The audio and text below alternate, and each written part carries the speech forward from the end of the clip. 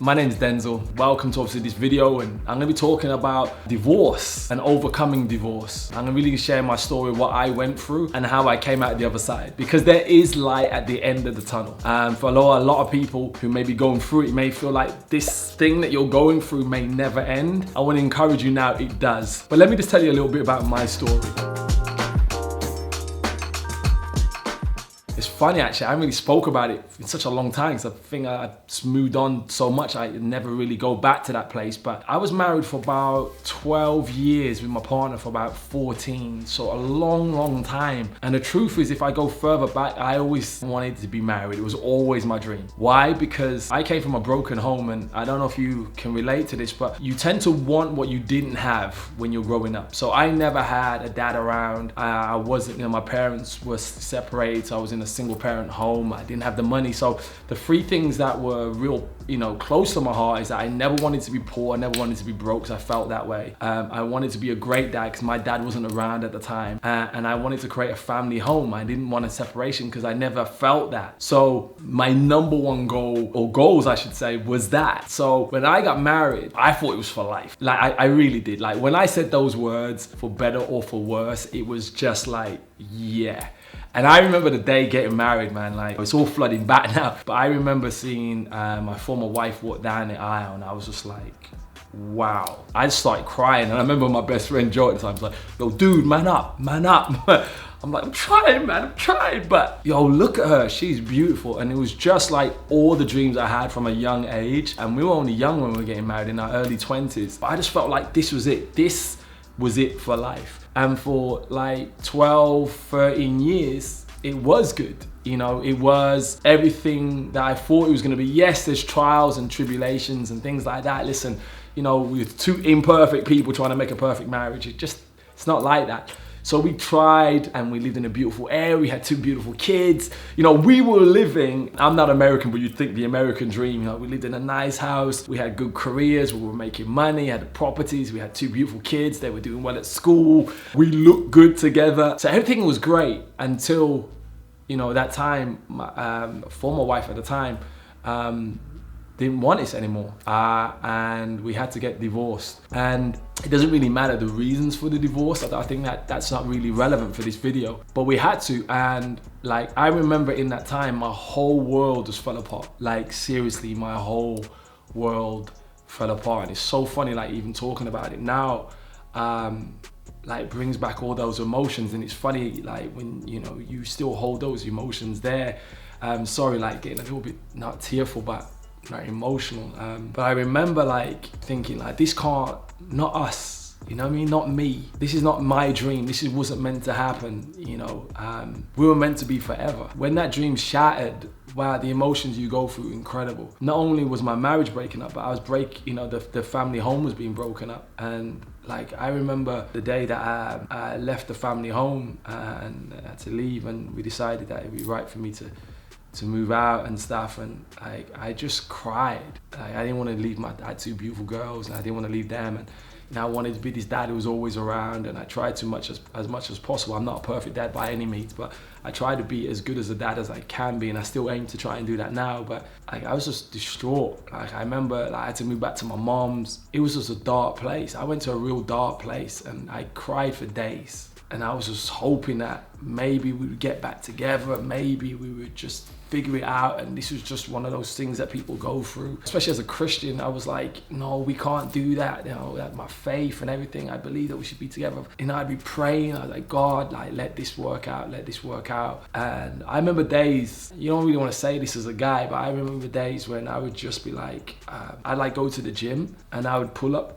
There was like a field right next door to the gym, and I would just be in tears. I just didn't, there was some days I just didn't even want to be here anymore. I'm like this super motivated, super passionate guy.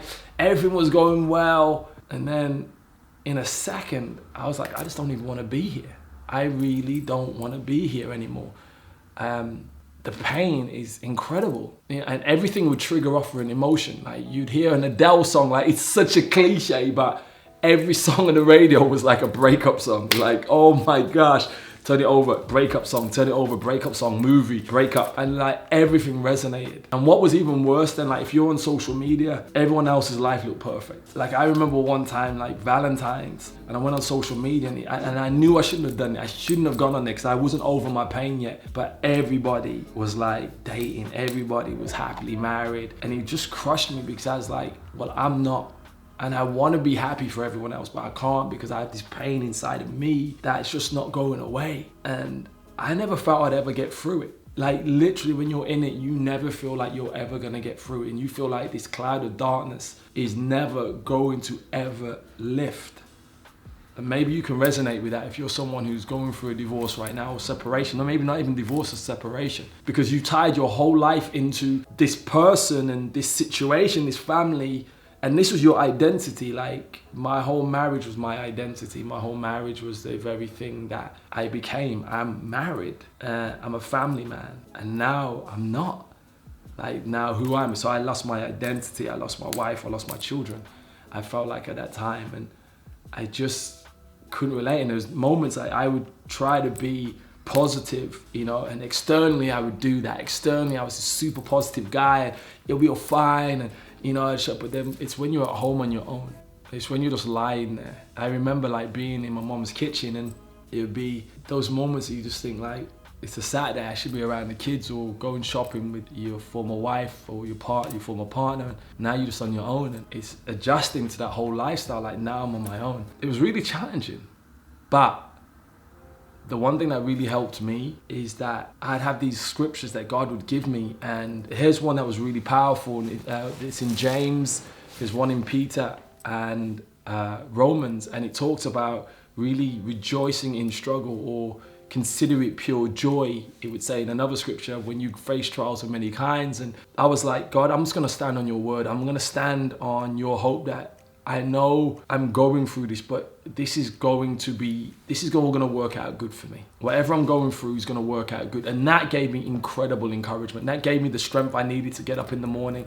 That gave me the strength, because then some days you just don't wanna get out of bed. But those scriptures, that relationship I had with God got me out of bed, because what would happen is God would lay down a vision. And like, I tell you, it's a real crazy one. But I remember God saying to me, now for a moment you understand how I feel. When I'm trying to love my children and we're separated for whatever reason, I feel that emptiness that you feel. And I was like, wow, like God really became personal. I felt like he understood me. And I think this is a real difficult thing as well, if I'm just honest, is that when you're going through a divorce or separation or anything like that, you just feel like no one understands. I really felt at that time like, you know, people try to encourage me, and it was good. Like I had some really good people around me. But at the same time, I'm like, especially if they were in a relationship, like, dude, you just don't understand the magnitude of my pain. And I don't know if you ever feel, I remember a friend of mine saying this, she was also divorced and went through a similar situation as me. And she says, if your partner dies and you're together, you can hold on to that in the good times. But when you're divorced, that person's still alive. And it's one of the hardest pains you'll ever feel. And I have to say amen to that. It was one of the hardest things I've ever went through. But as I said, my faith got me through. I'd also say there was an incredible guy called Kevin Thomas. Like, shout out Kevin Thomas. Like, maybe one day you watch this video, I want to say thank you, because the one thing I did, I spoke about how I felt.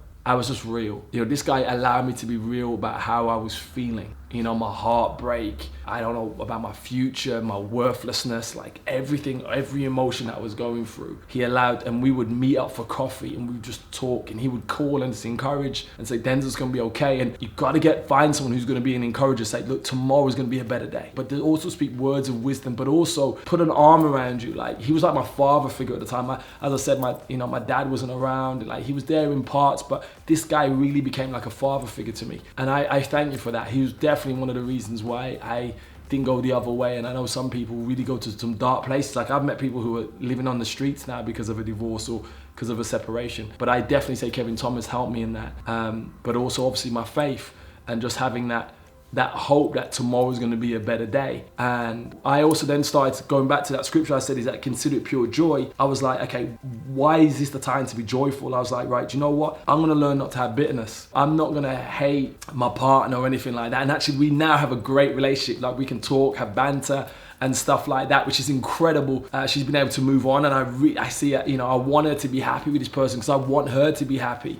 And I realized actually, it is selfish to be in a situation that's not making someone happy and trying to bind them if that person is not happy for whatever reason. But actually, I want the best for her, which is just like a truly incredible thing. And we're really good friends now. I see a lot of people who are still bitter, and it only destroys you. It really does. And I had to lose that. I got rid of that bitterness, and I was actually, do you know what? This is just a new season. I understand it's just a part of life. And then I also have to understand as well that my marriage doesn't define me, who I am. I am still Denzil. I'm not Denzil the divorcee or Denzil the married man. I'm just Denzil. And yes, I have a story. And a part of my story is that I was married for 12 years and then I got divorced. Just a part of my story. And it brings color to my story. But also it gives me great learning. And the reason I say that is that I've been single now probably 3.5 years. Now, in that time, I dated someone for like 4 or 5 months. Didn't work out, but that's fine, it happens. But I'm actually very comfortable just being on my own. And I've learned to understand me more. I've grown in this time. I've done more things in this time that I probably wouldn't have done if I was married. So there's so many positive things that have come out of it. I also understood this. I've helped so many people now that I couldn't have helped because everyone thought my life was perfect. And from that, I didn't have the credibility to help anybody. But now, like, people will say, like, Denzil, how do you deal with that?